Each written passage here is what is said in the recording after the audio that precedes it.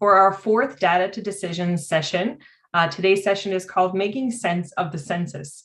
We are coming to you today from RANLab at Memorial University in St. John's, Newfoundland, although I must admit I am actually coming to you from my home outside of St. John's, but others are at RANLab at Memorial University. But before we begin, I would like to acknowledge, I'd like to do the land acknowledgement. I want to acknowledge that the lands on which Memorial University's campuses are situated are the traditional territories of diverse Indigenous groups. And we acknowledge with respect the histories and cultures of the Beothuk, the Mi'kmaq, Innu, and Inuit of this province.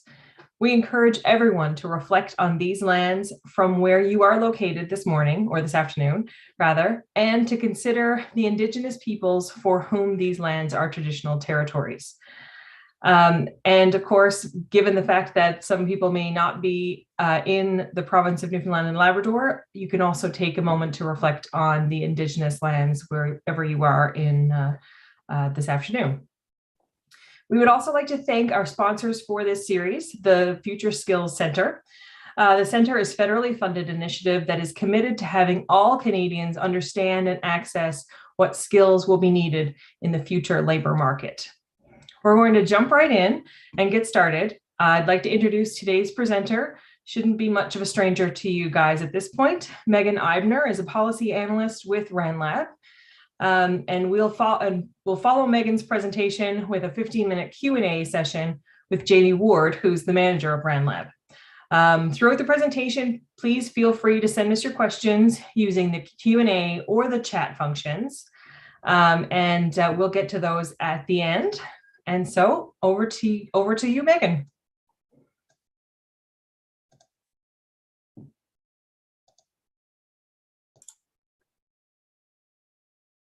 Good afternoon, everyone. My name is Megan Eibner, and I'm going to be presenting today on the new 2021 census data from Stats Canada. So over our previous data to decisions presentations, we've focused a lot on Statistics Canada data, and it makes sense to continue to reference StatsCan because it is our largest national data center, and it's often the best first place to start for a data search. They're continuously not only adding new data to their site, but also providing quick and easy analysis, data visualizations, interactive data tools, etc.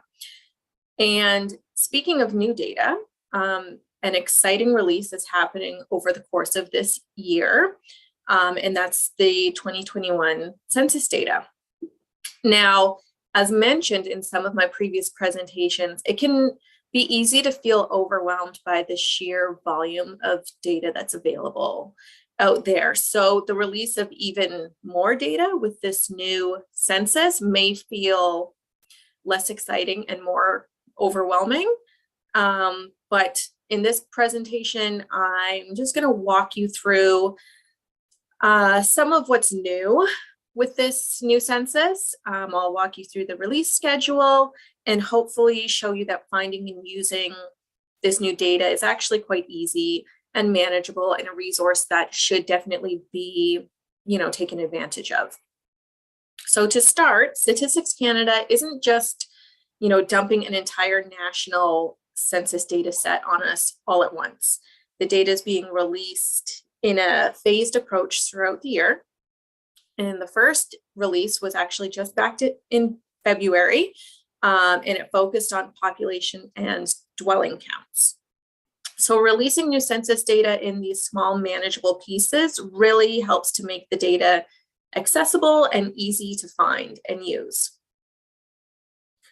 So the first census release allows us to quickly and easily see how our population has changed over the past 5 years. We can see this at a national level for our province or territory. It's broken down by city and community. And Statistics Canada provides some nice high-level summaries like this one you see here that just sort of provides a snapshot of some of the key findings. So for example, right here, you can see the top 5 fastest growing municipalities for each province really quickly and easily.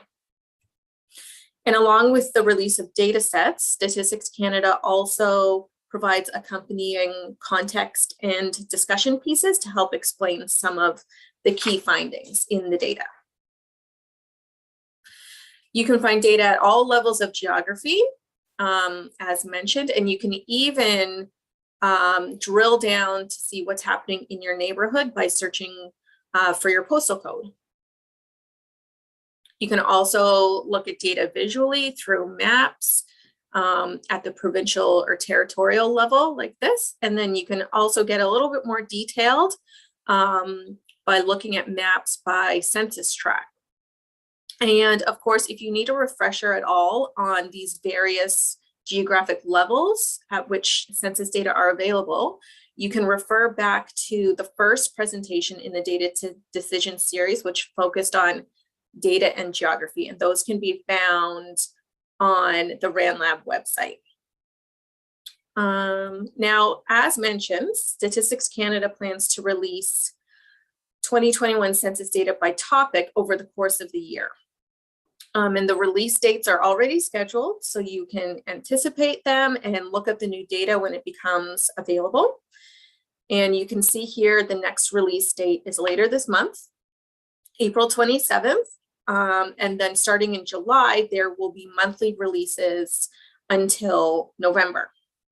So we're all getting excited for this new census data coming out this year. How does it relate back to what we've talked about in some of the previous Data to Decisions presentations that focused on geography and data quality? So I'm going to highlight a couple things that are new about this 2021 census, and I think you'll start to see the links back to what we've talked about previously. So our first Data to Decision presentation focused on data and geography. And in that presentation, I went through Statistics Canada's geographic hierarchy chart, which is up here on the screen now. And the 2021 census added a new geographic area called a Census Metropolitan Influence Zone. And these Metropolitan Influence Zones, it's a new way of classifying census subdivisions that are outside of CMAs and CAs. So a Metropolitan Influence Zone is just a way to describe or differentiate census subdivisions. So census subdivisions that fall outside the definition of CMA or CAs are assigned to a category based on the level of influence surrounding CMAs or CAs have on them. And these categories of influence are strong, moderate, weak, or no influence. And the degree of influence is based on basically the percentage of people who live in a census subdivision and work in a surrounding CMA or CA. So a census subdivision would be considered a strong metropolitan influence zone if at least 30% of its resident employed labor force works in a neighboring CMA or CA. It's a little bit confusing, I know, but hopefully this map helps to explain it a little bit better. So here you can see the orange areas are CMAs, census metropolitan areas in Ontario and Quebec. And all these green areas are census subdivisions that are classified as strong metropolitan influence zones to those CMAs. So I know that adding a new geographic area to an already confusing or complicated geographic hierarchy can be a lot to take in. But because the topic of data and geography has already been covered in the first Data to Decisions presentation, hopefully this new information about metropolitan influence zones is seen as being more helpful or interesting and less confusing. Our second presentation in this series focused on data quality and issues to look out for when using data. And these lessons can be illustrated by looking at Statistics Canada's Index of Remoteness. So the Index of Remoteness is a way to classify geographic areas based on their level of remoteness. So the index classifies census subdivisions into 5 groups, ranging from least to most remote. And the degree of remoteness is based on distance to population centers and services. Now, the thing with this index is that it's very detailed and it's very localized. If the location of a major grocery store or service center, for example, is entered incorrectly, that's going to throw off the whole index. Statistics Canada does its best to make sure that these things are correct, of course, but it can be difficult to ensure complete accuracy on things that are done at a very local level. Here in Newfoundland, for example, we found instances in Statistics Canada's business registry where local businesses in the data set are inputted into the wrong location. So it does happen. And that's why it's important to look at this type of data with a critical eye. Yes, Statistics Canada is an authority on data, and they have a rigorous quality control process. But every single data point can't be verified for 100% accuracy. And, you know your local area better than Statistics Canada does. So it's important for you to also do your own quality control check. Statistics Canada is an expert in data, but you are an expert on your local area. So if something looks off when you're looking at data for your community, trust your gut and investigate that further. So just a few takeaways to wrap up the presentation. It's a big, exciting year for data, but Statistics Canada is strategically releasing data throughout the year so that, it's not overwhelming. And along with each of these data releases, Statistics Canada also provides a ton of summary analysis, data visualizations, to help make sense of this vast amount of data being released.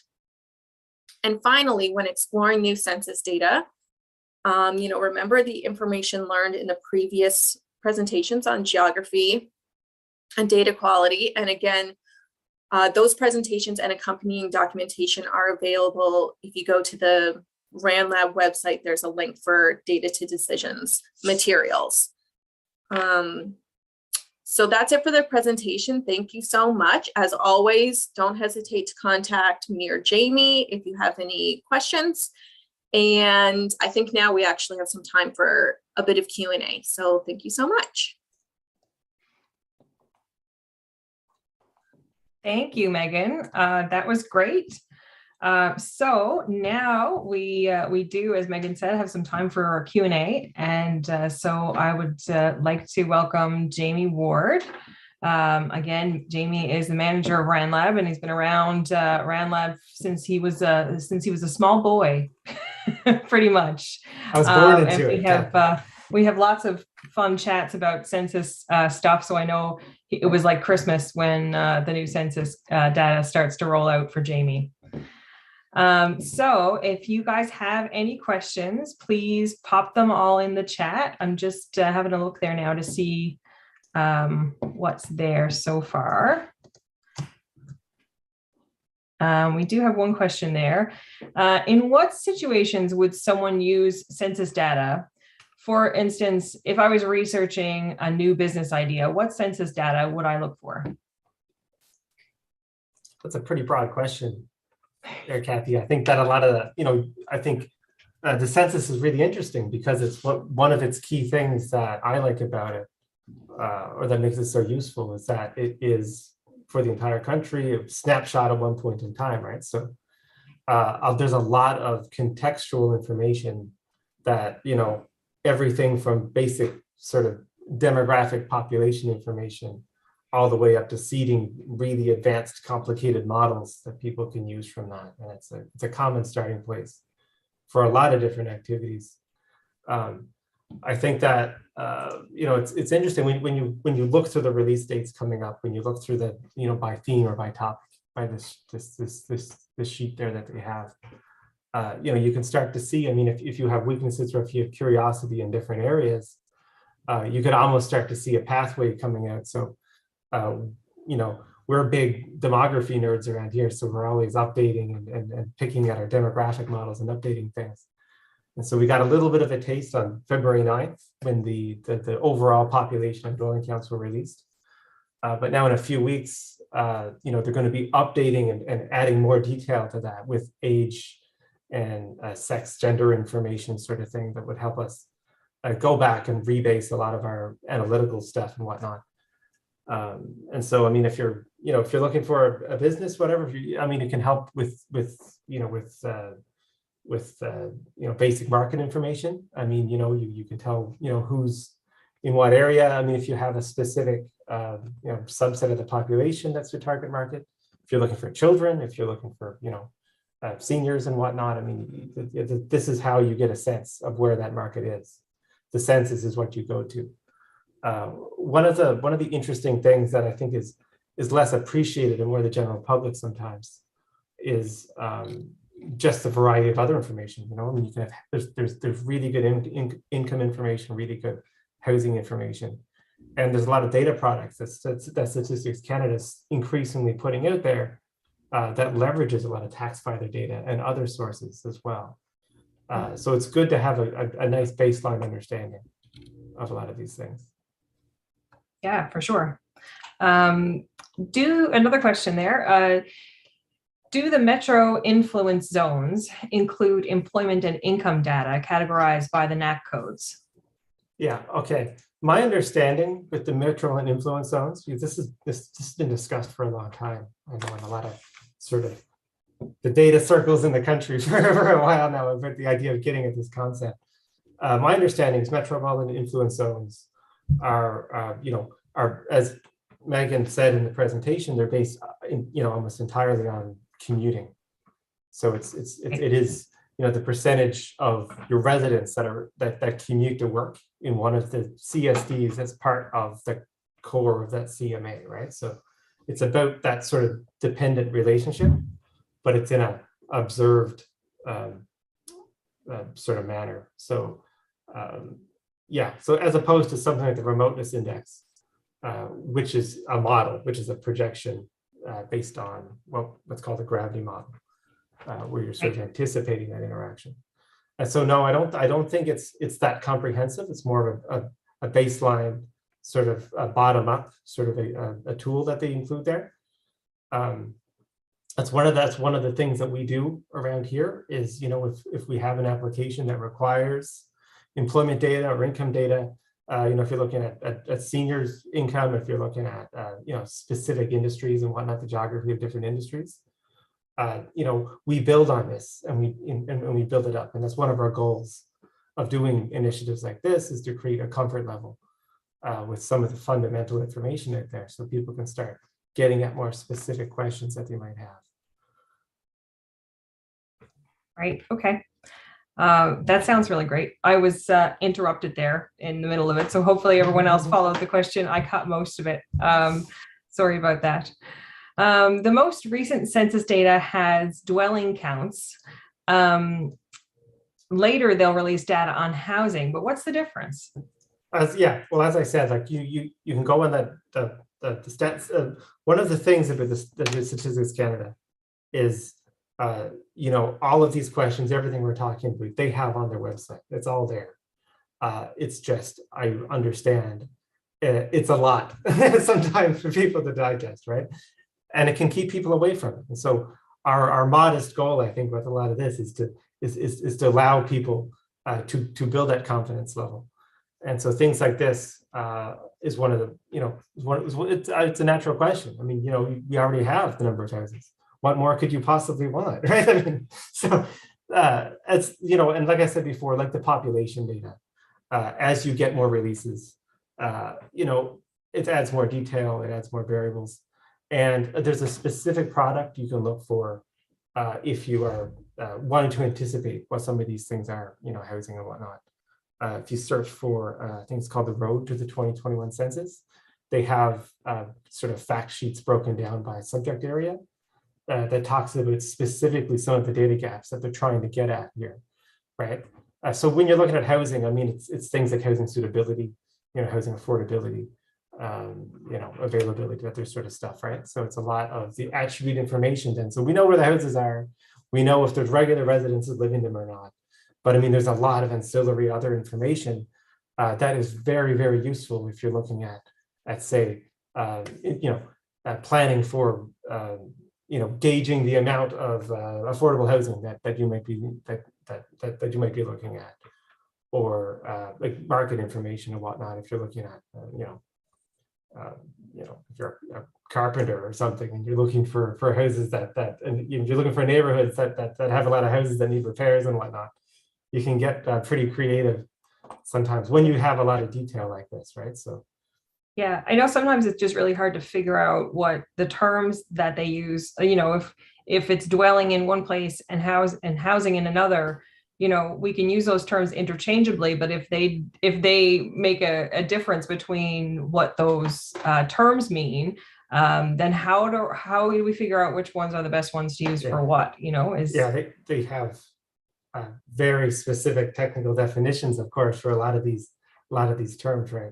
And I mean, they have a glossary, we can look it up. But again, it has hundreds and hundreds of terms in it. So it's important. So you got to be specific when you got to be specific sometimes. And they have, and the dwelling housing one, it comes up all the time when you're talking about dwellings, if you're looking at a multi-apartment house, a single family house with, apartment in the basement, that's 2 dwellings, right? And you look at it and it's a house, right? So it's a bit of an interesting thing to get into.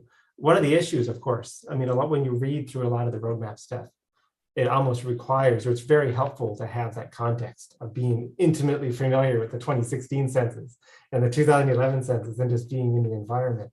So I understand it can be very intimidating to jump into this sort of sight unseen, right? So it definitely, it definitely helps, right? To not be afraid, I mean, and if there's specific questions, I mean, as Megan said, you can always reach out. That's what we're here for. We just want to get people a little bit more comfortable. So. Yeah, I know when we pull together information, or certainly when in my role at the Harris Center, when I pull together information for things like vital signs, I love having you guys to be able to tap into. But I know that that's a resource that not everyone has. So it's good that you're open to getting more calls, more requests from the, how do I make sense of this? No, and I mean, when you get questions like that, it helps us reflect on how we're approaching something. We've had a couple of instances in the past where sort of the effort of the project it would almost like pivot halfway through, where it becomes more about the data gaps than about the data availability sometimes, just because of some of the cracks between some of these definitions sometimes can really affect certain areas, can be biased against certain areas, right? And certain demographics. And talking to, the folks in those situations is a key part of the job as we see it. Yeah, I know the data gaps is a huge issue for lots of folks across the country, but in rural and remote areas, especially. We did have another question. Sorry, go ahead. I was going to say, this also it really supports another major theme of ours, which is supporting capacity, building capacity on the local level, on the most local level, the most remote, the most rural levels around the country. Because as you can see, as these censuses, as these data releases, as they get more and more complex and they release faster and faster and things are updated quicker, there's a tendency for things to be more centralized in the country and within provinces to more urban areas and whatnot. And, as Megan said in the presentation, if we don't have eyes on the ground, if we don't have people engaging with the data and pointing things out, then it's a loss, because we miss out on that ground truthing. And so that's an absolute priority of ours, to support this however we can. We want people to be agitating because this is the value of a lot of this, right? I mean, it is used as fact. This is sort of the institutional view of your town in a lot of cases. This is all they know about you. These are the numbers that define in a way, right? So if something is not right or something is misclassified, you know, in a lot of cases, it's on you to find it and to push it up, right? So I mean, the more people that can be literate, the better. Yeah, yeah. We had another question there about the index of remoteness. So what does the index of remoteness tell us? And maybe, I don't know if that's tied to what we were just talking about, but what is the index of remoteness? What does it tell us and what is it suggesting? Yeah, it's interesting. You know, it's like I say, I always get the sense, I could be wrong. As I say, Stats Canada has the resources and we can always use that as the end. But I always think of this as almost sort of like the theoretical opposite almost of the metropolitan influence zones, where that classification in these CSDs are data-based and it's based on journey to work and actual interaction data. Remoteness, the index of remoteness as it exists, in most cases, it's a common statistic that we've calculated a lot before this one. As I said before, it's based on gravity modeling, which is basically the expected interaction based on population and services between two places. And so that one, it's a one number representation of how accessible a place is. And so if you have a higher score, I believe it means that you're closer to an urban area and you're closer to the services and all the things that comes with that, right? And if it's a lower number, then you're more, as it says, you're more remote. These are really key, really important sort of supporting statistics, little indicators that we can use in conjunction with our local contextual information and everything else we do to give a sense of things that would come with urbanization and with increasing accessibility. So yeah. I mean, I know we often talk about how it's hard to what is rural, how rural is rural, what counts as rural. Does this answer that question? Is this StatsCan's way of trying to square that circle? Yeah, I think it's definitely supporting information for that conversation. Because I think one of the challenges that we know better than most probably in the Harris Center, right? It's not a switch. It's not like urban rural. Like, it's a fun exercise to try to draw that line sometimes because, there's a lot of gray area where. Yeah. How close are you to Tim Hortons? That's how I always draw that line. Yeah. Well, I can remember we did a map years ago looking at the effect of gas prices on these sort of comfortable commuting zones based on people's incomes and people's cars they were driving and whatnot. And it has a lot of variability based on how things come and go. And so having statistics like this that are sort of fixed and based on potential, they're good for conversations like that. They help support conversations like that because then you get an idea of where you're starting from. How that sort of stuff. So yeah. I think it's that and the metropolitan influence zones, really interesting concepts for sure. I gotta say one thing with the metropolitan influence zones I can really thank them for is in the past when we would a pet peeve, if you could say, when you're primarily doing a lot of rural research, there's a lot of data that's available for census metropolitan areas that are only available for them, and anything outside doesn't have the data. What I like about this is a really nice sort of step towards having something to say about the rest of the landmass in that geography sense. So you have your big cities, your metropolitan influence zones, or your metropolitan areas, and your census areas and whatnot. And then this is a classification. It's something for the rest of it. So it's at least a step. So it's good for those things. Yeah. So where would you see it being used? Like, could you then, would it have the same information then that would some of the CMAs would have? I'm not sure. I mean, I think it's an attribute, right? So it's it's an attribute of CSDs. So, I mean, it gives you an indication of how far influence might extend and how strong that influence might be. So if you can find a relationship in some way that applies to a city, then that can give you an idea of sort of pushing it out about how far does that influence go.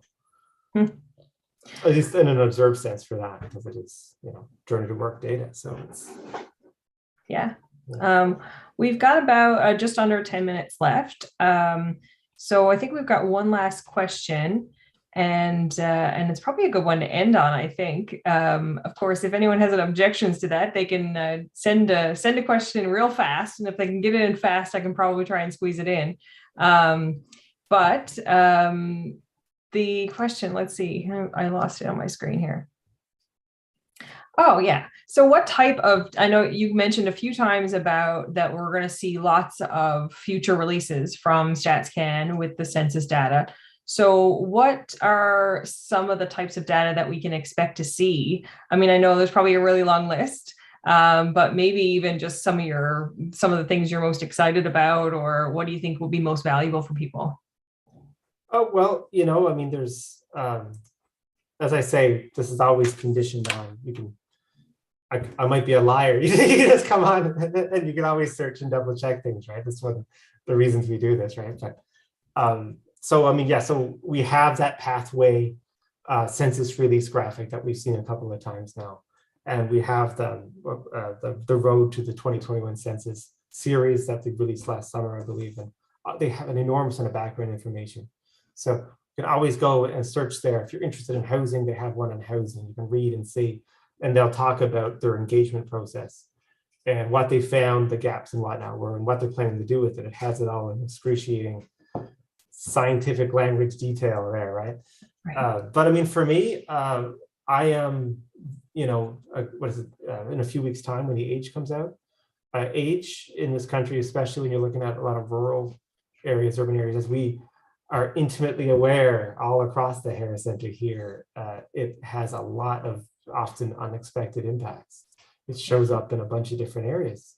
We're talking about, we have, skill shortages, we have, providing services for seniors, providing services for youth and whatnot. So the more age detail, the more age-based products and analytical products we see, it helps us, work in that area. I personally am really looking forward to more housing data, because this is something that has become a bit of an issue here locally that we're seeing come up a lot. Is about housing suitability and housing availability. And I really think, I'm really looking forward to being able to say more about that. And the more granular, the more local level, the better, I find, with these things, because you can have issues sometimes in one community, and 5 kilometers away, you can be in an entirely different situation. Right. And which is the other data set I'm always excited about, which is sometimes with income sources. This sort of stuff can have a lot of impacts if you have, and it has legacy impacts and everything based on past economic structure and whatnot, about how, what sort of the income makeup of different seniors might be, or different households and whatnot. And so that also is very sort of intersectional, cross-sectional things that sort of cut across a lot of stuff, right? Yeah, I know the income sources thing we talked about a while back in terms of measuring, the economic stability of a region. And I was looking for kind of different ways of looking at that. And you were like, we should talk about income sources. And that made no sense to me, and how that link was. But then when you explained it, it was more about, if you had a group where, if you had especially in rural areas in this province, we have a group of, we have a population that's much older, and are seniors reliant on, what type of income seniors are reliant on can say a lot about how healthy, how stable that particular economy is. I don't know if you want to explain that to people. Yeah, well, yeah, no, I mean, very interesting to me. I think that's always a great area to look at when you're trying to make sense of an area. Sometimes it's one of, if you're coming from outside and you want to get an idea of the place. Because one of the tendencies here we have is a lot of times when people retire, they'll move to a retirement community or a community with their friends, with people they know, and they'll that has a reputation of maybe a little bit sunnier, maybe they have a beach or something, that you can buy a nice house and relax a bit. So you have communities like that, but then you also have sort of legacy long-term resource extraction fishing communities and whatnot. Where people would be self-employed their entire lives and would not be paying into the Canada Pension Plan or private pensions and whatnot. And one thing we find when you look within a region, even on a community by community basis, you notice a lot of differences in that. There are communities that have an overwhelming amount of their income coming from private pensions and private sources, and there's communities that could, like I say, 5 minutes down the road, that might be an overwhelming proportion from old age security and the income supplement. And if you know about these programs and whatnot, and with the scale of the income levels and whatnot, I mean, if you're in a municipal government and you're planning senior services and you're expecting some cost recovery built into that budget, that's a really important thing to look into. It can give you a good indication of about how much what is the capacity to pay sometimes in these areas and whatnot. Yeah, for sure. And like all of these things, it's not one of the scary things sometimes with big data is I guess is a lot of these things don't have cut and dry answers. You're looking for supporting information. You're looking for to fill in pieces of the puzzle, and and so it's important to keep that in mind and to keep an open mind about it going in. That it's you're just trying to flesh it out, and then you're trying to, if you're living in a community, if you're familiar with community, you have your own sense of what's going on in your own gut that you've built up, and it's always really fun to look at the census, look at these things, like I say, in an increasing level of detail and granularity. And this is what Ottawa is saying about me. This is what Ottawa is saying about my town. How does that work? How does that jive with the sense that I've built up and living here and whatnot, right? So it's a amazing time to have a job in a place like this, right? So there's loads of things on the go, as we say.